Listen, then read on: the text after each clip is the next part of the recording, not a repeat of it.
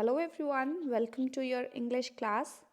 Dear students, today we will continue with the explanation of Unit 9 Saving the Gharial Part 2. As we have already did the explanation till para number 6, today we will continue from para number 7. Fights between male gharials involve terrific display of powers and territory holder surges forward, churning the water into froth with his tail. If the other gharial is not frightened away, the two males then fight.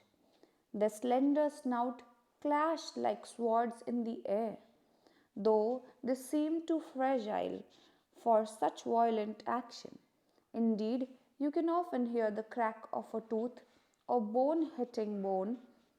Eventually, one gharial will prevail and the other will retreat. Now, in this para, it's being said that it's very, uh, it is very commonly seen that the male gharials, whenever the male gharials fight, they show a very terrific, or we can say very great display of powers.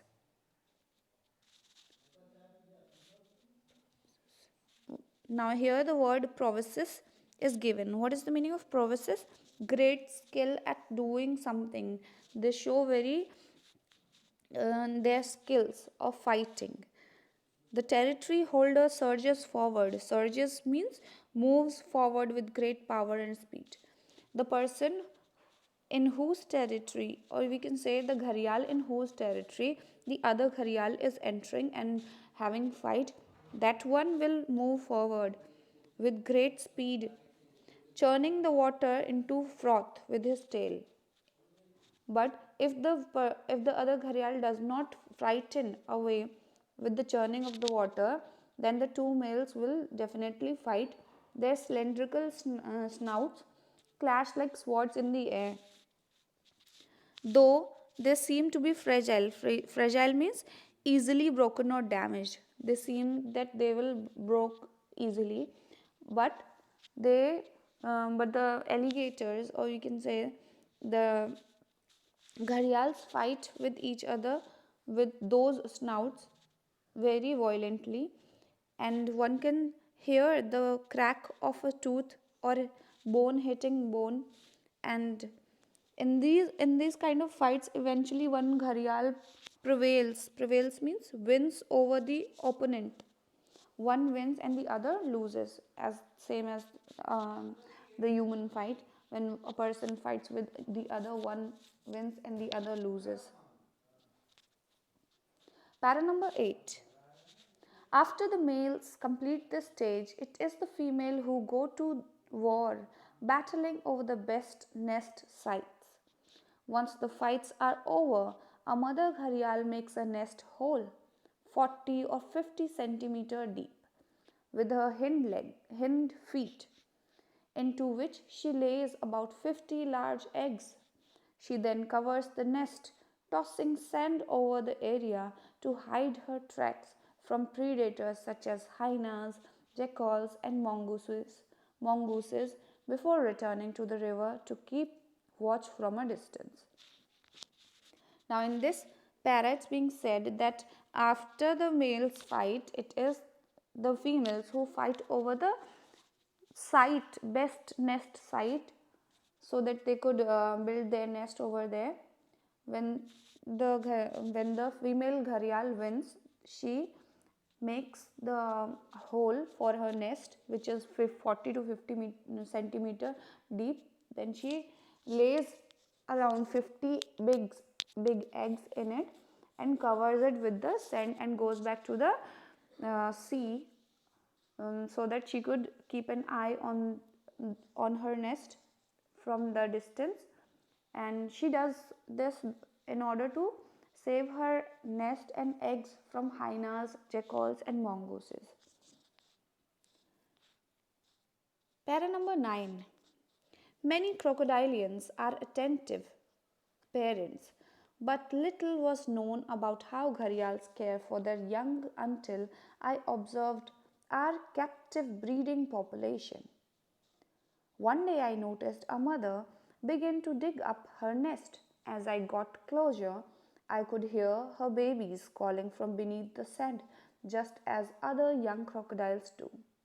Now, here in this para, it's being said that the writer of this lesson is saying that at first I did not know that how these gharials care for their young ones, unless he had an observation of captive breeding population. Captive breeding population means when animals produce young ones while they are living in a place which they are not allowed to leave.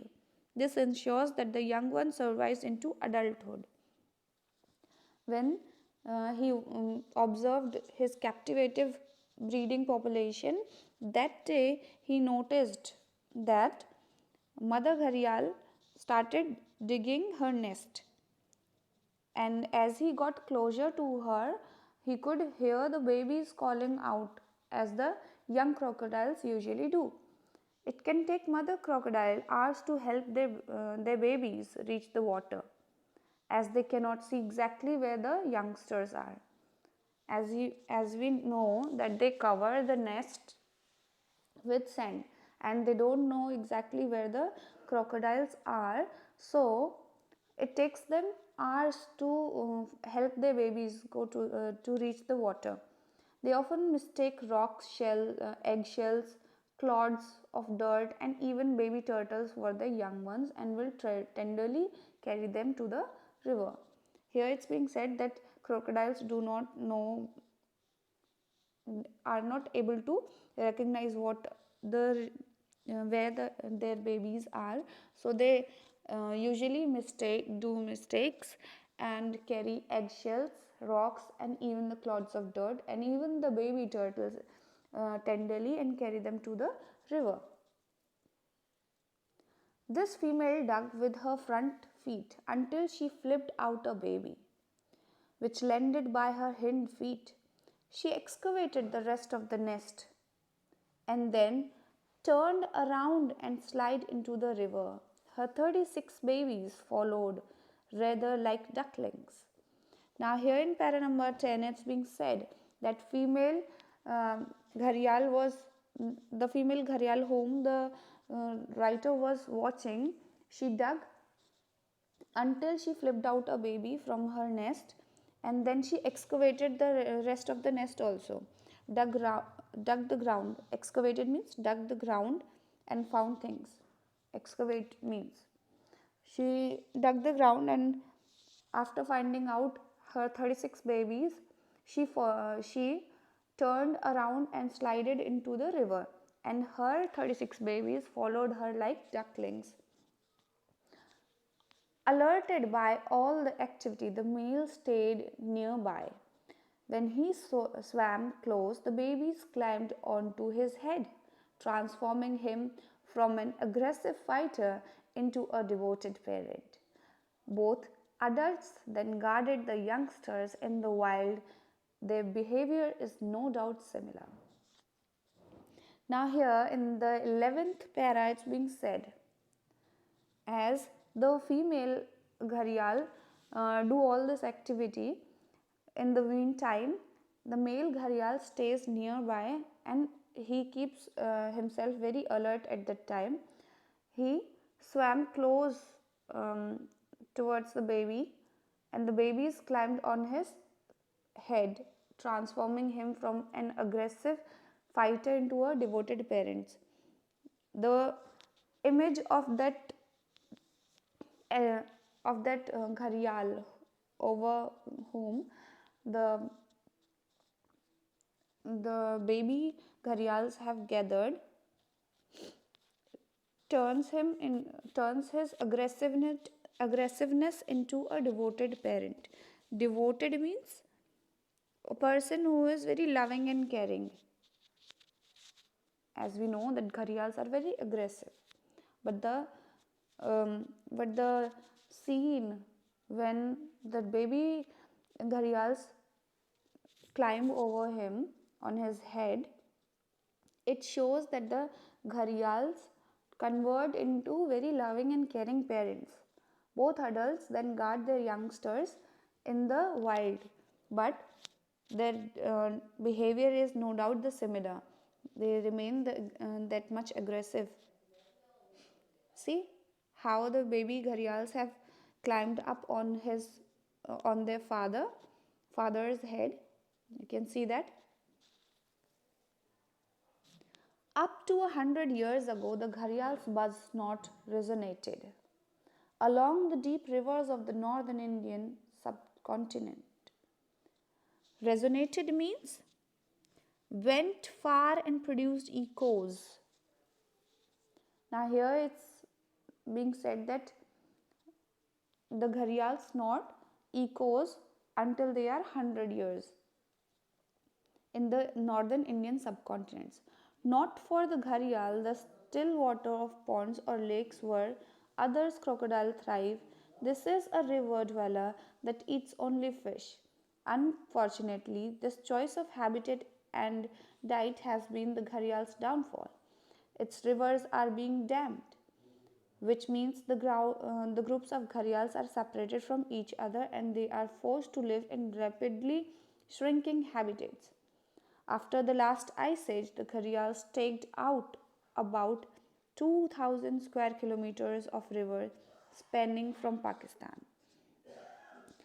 Now, here in this para, it's being said that these Gharials have been living from hundreds of years in the northern Indian subcontinents, and these Gharials only eat fishes. They are river dwellers and they eat only fishes. But unfortunately, as their habitat are becoming shrink, or we can say that uh, that people are dumping them with garbage and all, it is decreasing. It is making the downfall in Gharial's population, and they are forced to live in a very shrinking habitat.